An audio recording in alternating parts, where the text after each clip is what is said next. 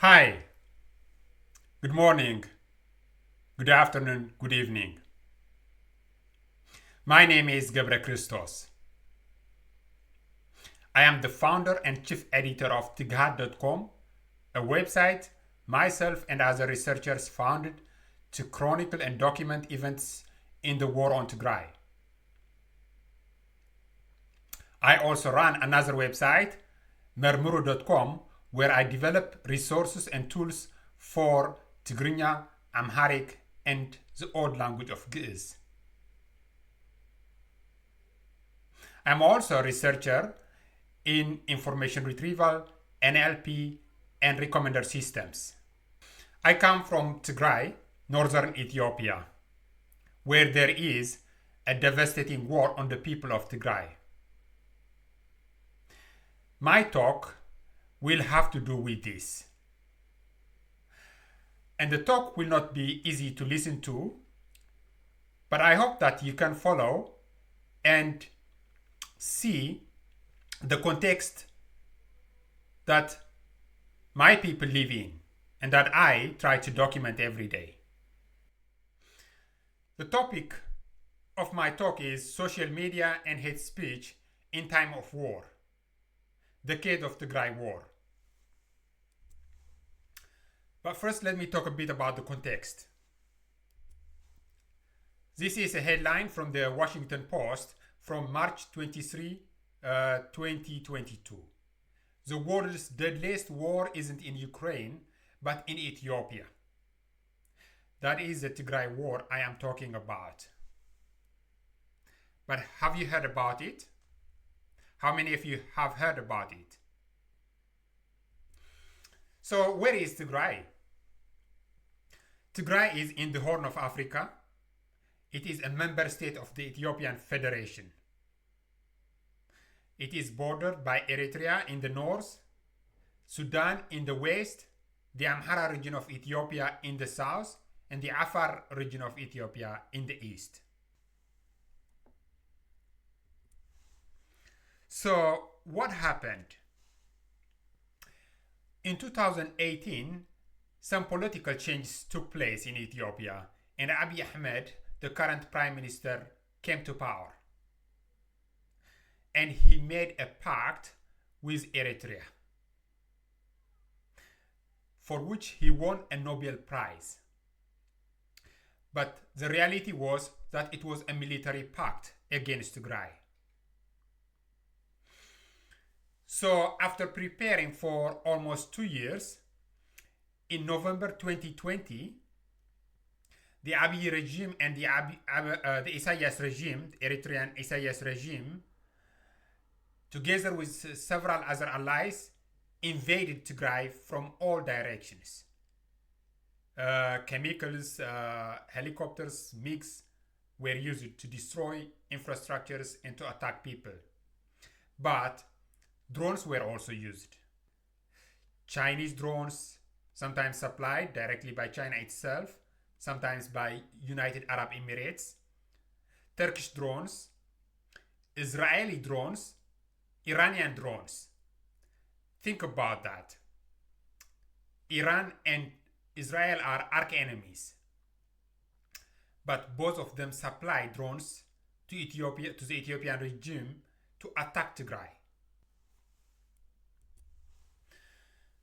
Starting from the beginning of the war, the Ethiopian government of Abiy Ahmed shut down all services to Tigray. Banking, telecom, electricity, internet, flights, all of them were shut down. Unfortunately, these services were all centralized and they were provided by the federal government. So it was a matter of switching them off, and they are still switched off, almost 2 years after the start of the war. How devastating is this war in terms of civilian casualties? This is a headline from the Globe and Mail, and it says Tigray War has seen up to 500,000 dead from violence and starvation. And how big is 500,000? Well, let's compare it with the civilian casualties from the Russian-Ukrainian war, which has seen about 4,000 civilian casualties so far. War crimes, crimes against humanity, ethnic cleansing have been committed in Tigray. Tigray is in 360-degree total blockade and communications blackout. This is a nun. Her name is Tu'umtu Aforki. She used to live in a town called Humara in western Tigray. But 3 Eritrean soldiers raped her in turns. Not only that, they killed one of her niece and her children, and they threw them into the Tekaza River. At some point, she gave an interview and she said she was hungry and she wasn't getting medication, that she was sick. Now, recently, we heard the news that she died after the suffering. Here we see Ethiopian troops shooting Tigrayans dead and throwing them over a cliff in an area called Mahabere Dego in central Tigray. They were filming this themselves and they were celebrating it. The story has been covered by CNN and other media outlets. So you might be wondering, what is the aim of such a brutal war? Well, the Ethiopian authorities told their aim to the EU envoy, the European envoy, to the Horn of Africa. And this is what they said. Their aim was to wipe out the Tigrayans. These are some of the headlines in international media outlets. Choose, I will kill you or rape you. Reuters. We will erase you from this land. Human Rights and Amnesty report. A Tigrayan womb should not give birth. Leave no Tigrayan. Let's die at home. As you can see, this war is brutal.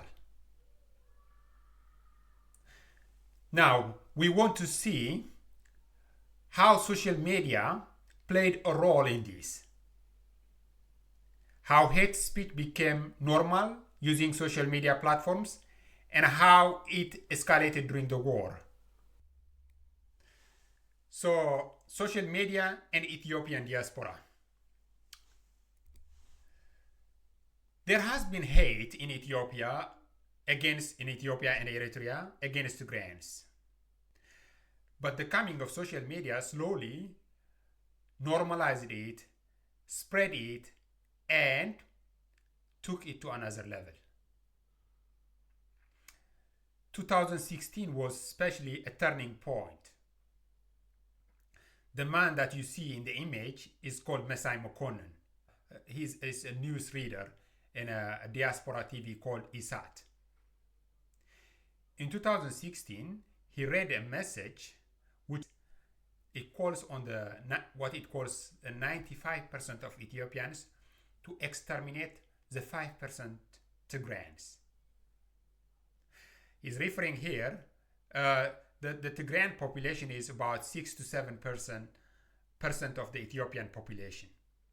So he's simply saying that the Ethiopian people should eliminate them, all of them. Following that call, we saw other people repeating that. For example, here is an Amhara militia leader saying in a YouTube video, killing a Tigrayan has a meaning. Amharas are 30 million, Tigrayans 6 million.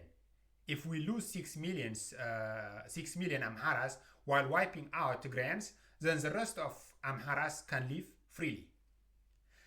That type of thought slowly became acceptable in Ethiopia. Ordinary people started repeating it. Even what people whom we thought were our friends started to repeat that on social media, to share it, to like it, to comment on it. Here we see previously a prominent opposition activist, Jawar Mohammed, and now an influential politician in Ethiopia. He was using dog whistles to characterize Tigrayans as killers, looters, and corrupt. He doesn't call us Tigrayans, but he uses a typical Tigrayan name, Hagos, to refer to us. And he says Ethiopia is Hagos land. He says Addis Ababa is Hagos land. Hagos controls this factory. Hagos does this. And everyone understood what he was trying to say. That Tigrayans were the evil in the society. Then Abiy Ahmed came to power in 2018 and hate speech continued. So the anti-Tigray hate as a very useful political tool. He coined some dangerous terms in Amharic, such as Yekanjiboj, which literally means daylight highness, and Tsagura Luwut, which also literally means unfamiliar others. But in the Amharic context, they are laden and they are so dehumanizing. Following those utterances, many Tigrayans were attacked across Ethiopia. And this was happening as Abiy Ahmed solidified his relationship with the Eritrean dictator. And as they were doing this, sadly, the international community, it awarded Abiy Ahmed a Nobel Prize for Peace. That was extremely unfortunate. That was dangerous.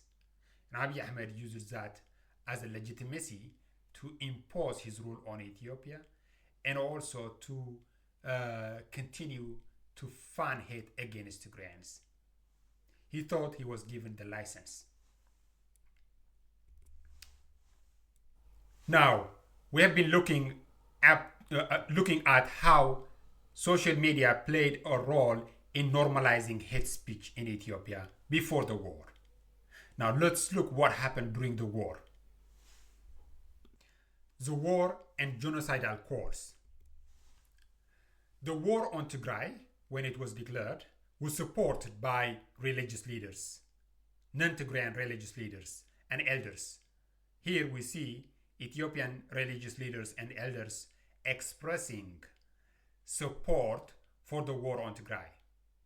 One archbishop, who is not here, said, "We prefer the devil over this," referring to the Tigrayans. Here is a public figure.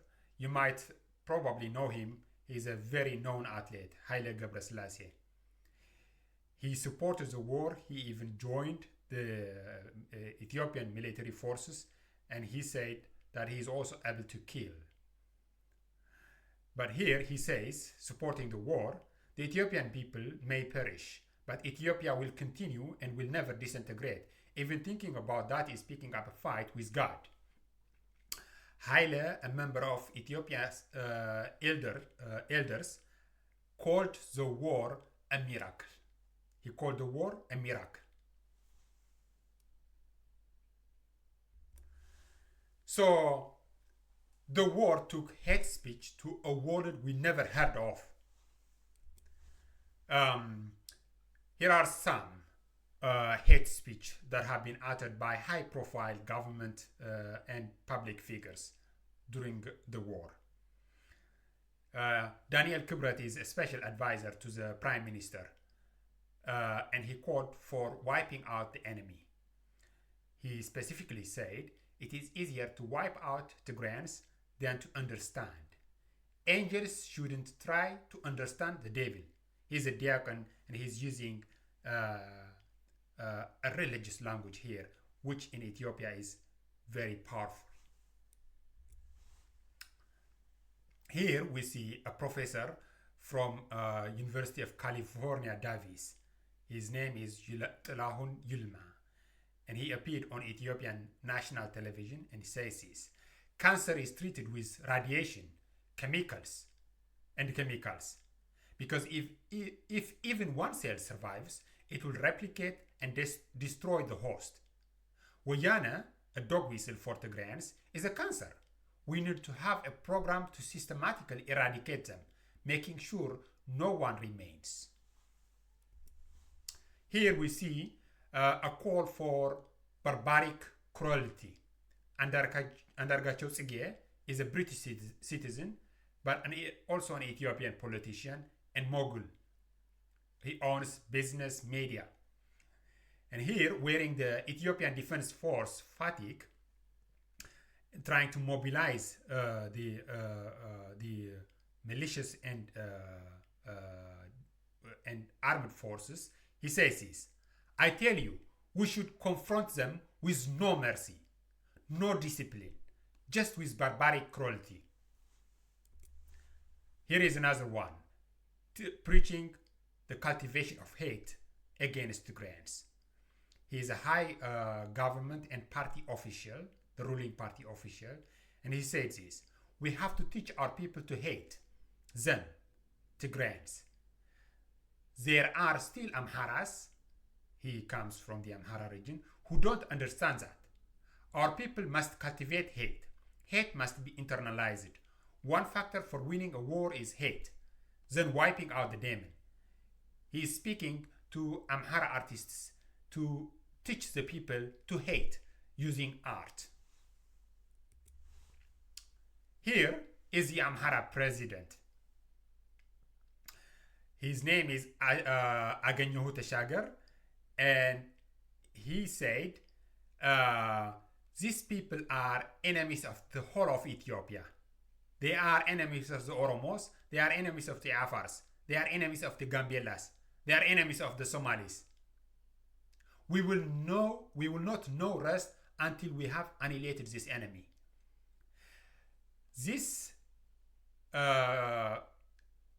person, the Amhara region president, has now been promoted to be the Speaker of the House of Federation of Ethiopia.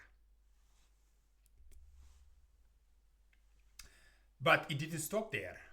There are even calls for cannibalism. Here is Worko Aiteno, an influential Amhara businessman, speaking to a crowd of Amhara militia that were ready to march on Tigray. He says, you don't only kill these evils, you kill them, roast their meat like that of a goat, and eat it. And you'll be surprised that we just saw this being translated into action. After some months, the Amhara forces, together with other Ethiopian forces, were seen burning Tigrayans alive and talking about eating their flesh with bread or with injera, the flat bread that we eat there. Eritreans also did similar in the Tigrinya language, the language of Tigrayans, which is also spoken in Eritrea. An Eritrean's response to a rape of Tigrayans says it all here. An Eritrean US citizen and author of a book on US-Eritrea relations, a prominent commentator on Eritrea state and private media outlets, is responding to a post by a Tigrayan where an Ethiopian military general says rape has been committed in Mekelle, in the capital of Tigray. So the Tigrayan is saying, if rape is openly being committed here in Mekelle, what is happening in the areas under Eritrean and Amhara control? And the Eritrean comes, I'm sure you want your sister to have sex with Eritreans. Here he's speaking that he's showing that Tigrayans want to be Eritreans, and even they want to be raped by Eritreans, and that they kind of see this as some kind of honor. Here is another Eritrean, also a prominent commentator on state and private Eritrean media. He's Swedish Eritrean. And he says this in a long post on Facebook. And the post is still on. I checked it when I was preparing my slides. He asks a rhetorical question himself. He says, what can be done for lasting peace between Tigray and Eritrea? He says the answer is very short. There shouldn't be a region called Tigray. He says he recommends leaving a few people to protect places like Aksum. The rest, 5 million, need to be pushed out of Tigray to proper Ethiopia and even Yemen. And I just bring these examples to show the kind of hate speech that are shared on social media. But these are not isolated examples. One thing we also see is that the Eritreans and Ethiopians that have that preach hate against Tigrayans take Tigrayan, sacrosanct Tigrayan names and turns them into derogatory words. For example, the Eritreans use Agame, a historical name of a region in Tigray, as a derogatory name for all Tigrayans. WOAH is a term of pride for Tigrayans and means rebelling against oppression. Ethiopians try to turn it into a derogatory term, meaning bandit, terrorist, etc.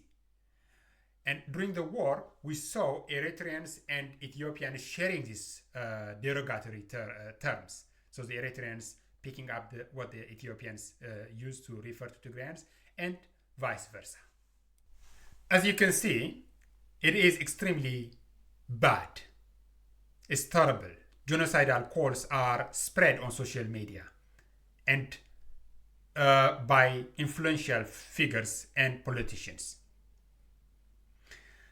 Now, let's see what the causes and the factors that make this situation worse. So, what are the causes and factors for the normalization of online hate? Main causes are that politicians and leaders in Ethiopia see hate as an effective and easy tool to mobilize people against Tigrayans and other minorities. Unmonitored social media landscape, and that there is no incentive for the social media companies to monitor and detect hate in contexts like Ethiopia.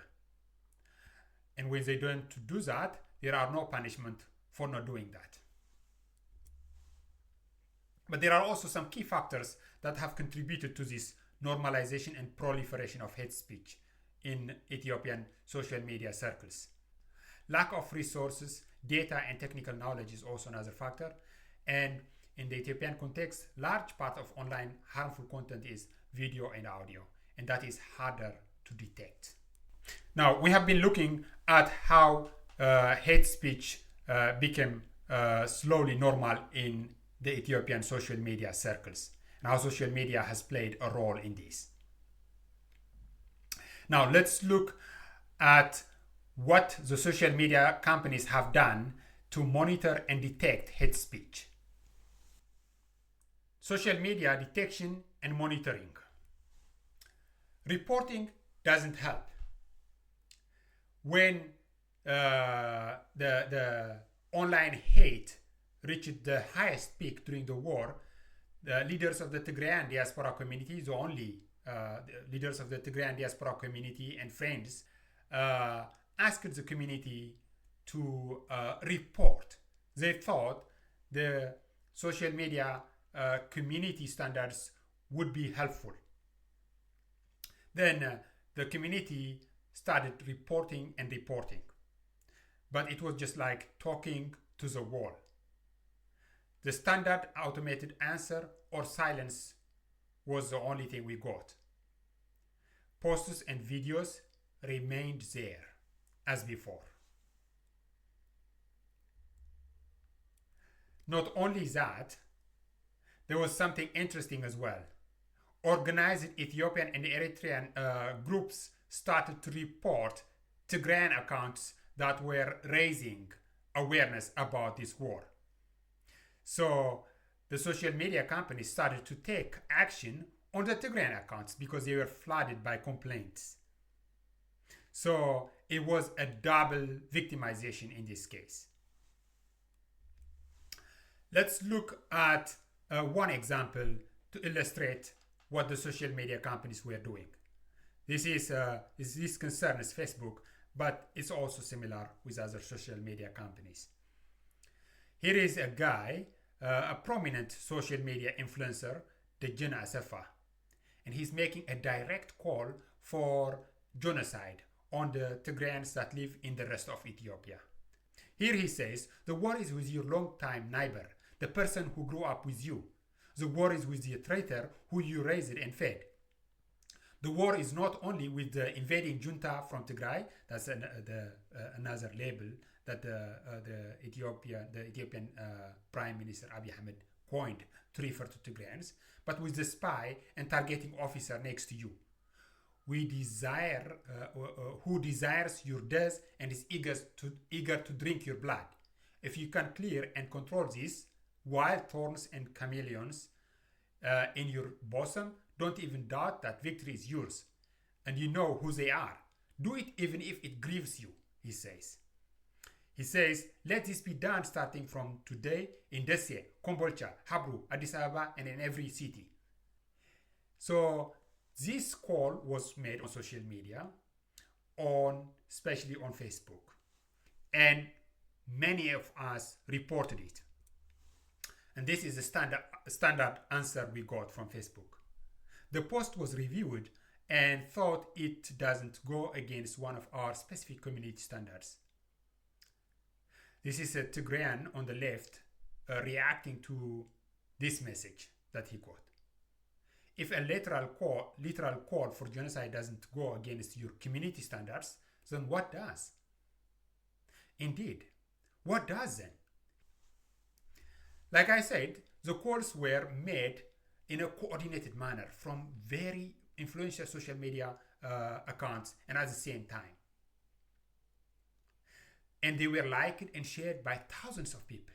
Comments under them included, these are not people, they are animals, time to clean up trash, and no mercy, and many other dehumanizing, direct calls for genocide were made. Then came some criticism of social media, and they started to take down some posts. Facebook removed Prime Minister Abiy Ahmed's post from Facebook, and it made headlines. In that post, Abiy Ahmed was calling on the Ethiopian public to arm themselves and to attack the enemy, which in this case is the Tigrayans. So the social media companies say that they are taking action and that they have safety mechanisms in place. Here, for example, we see Facebook says that Ethiopia is one of their highest priorities for country-specific interventions, and that it has invested in safety and security measures. They state that they have employed more staff who speak Amharic and that they have technology to automatically identify hate speech in Amharic, and that their efforts are industry leading. But is that so? Well, that is not. Here is an interesting thing. Recently, a research was conducted by Global Fitness and other NGOs to see if Facebook was monitoring hate speech on Ethiopian circles in the Amharic language. They selected 12 of the worst examples of Amharic hate speech that had been previously reported to Facebook. So what they did was they resubmitted them as adverts. Facebook says that it has a stricter approval process for adverts than for normal posts. And what did Facebook do? They approved 12 of them, all of them. Global Fitness put their findings to Facebook, and Facebook said, expectedly, the ads shouldn't have been approved and that they have invested heavily in safety measures in Ethiopia.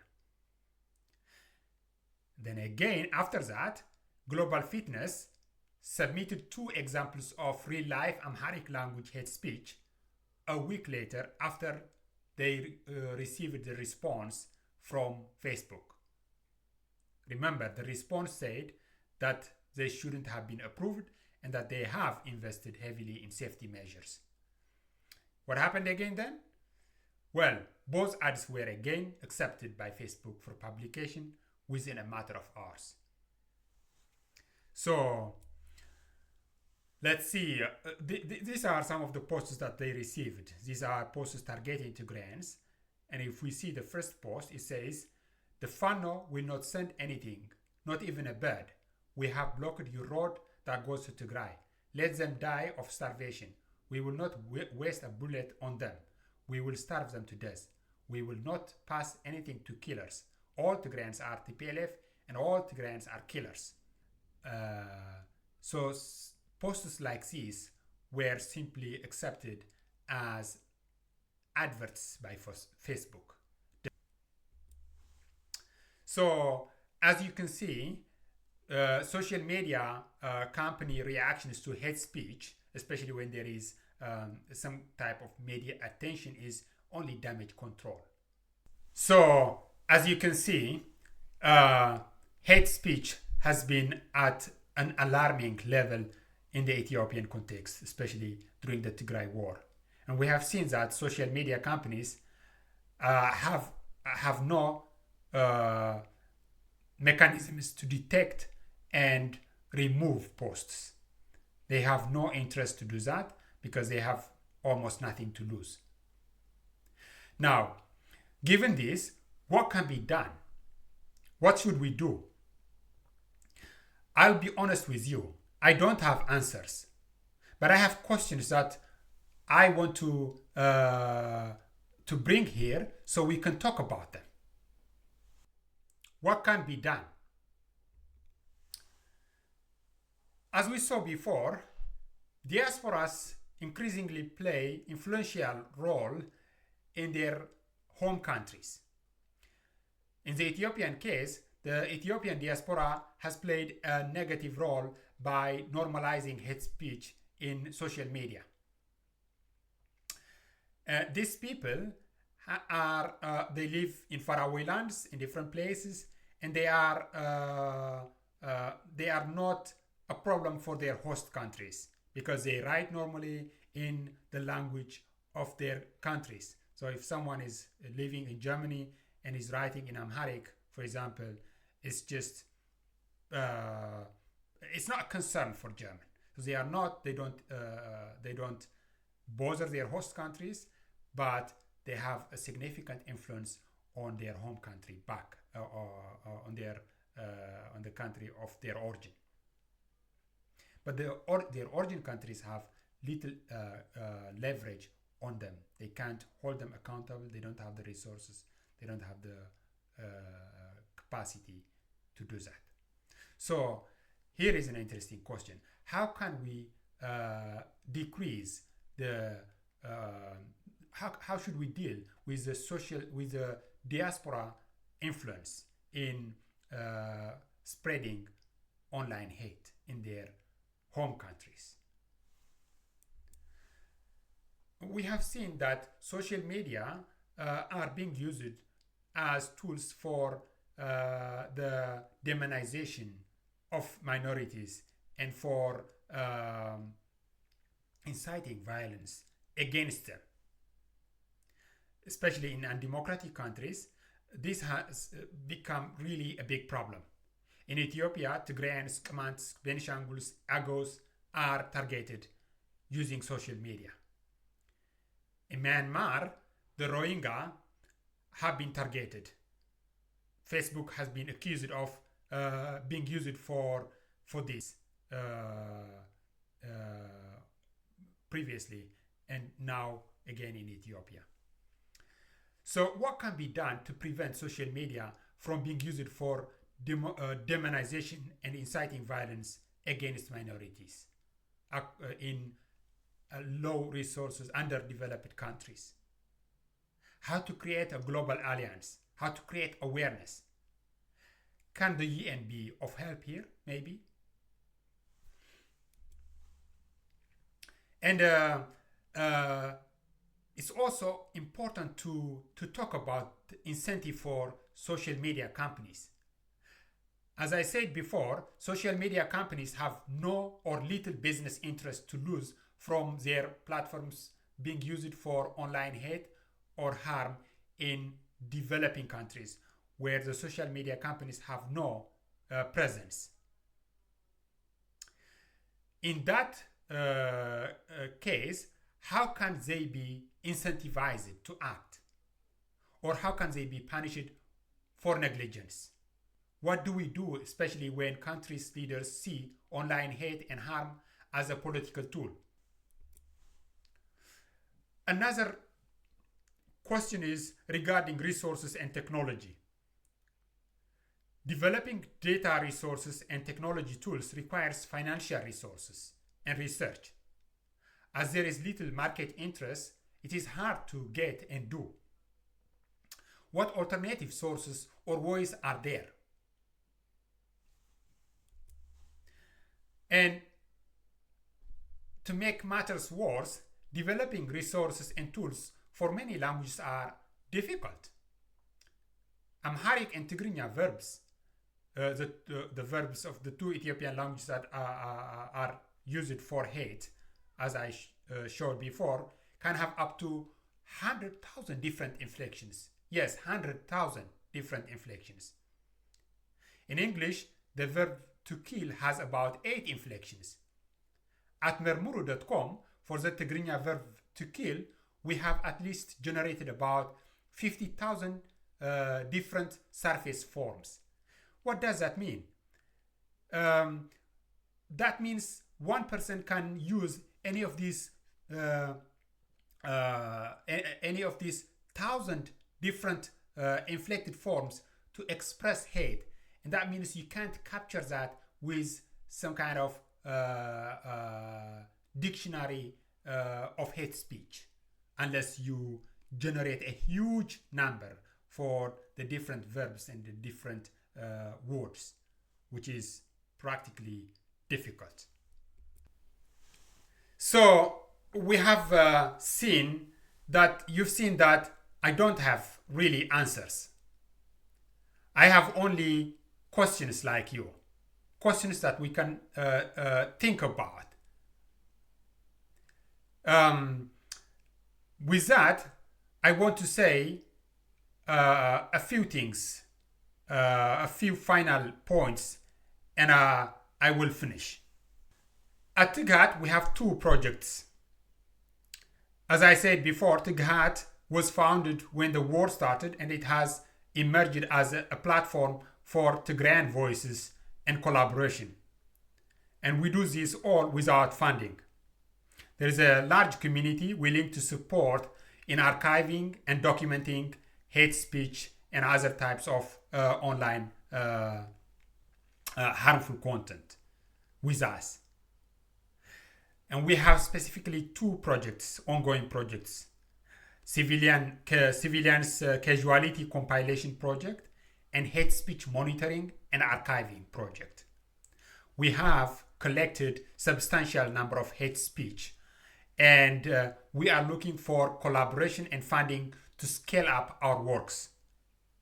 We would be very happy to work with anyone that is interested here, individuals as well as companies. Thank you so much. And if there are questions, I'll be happy to talk about them.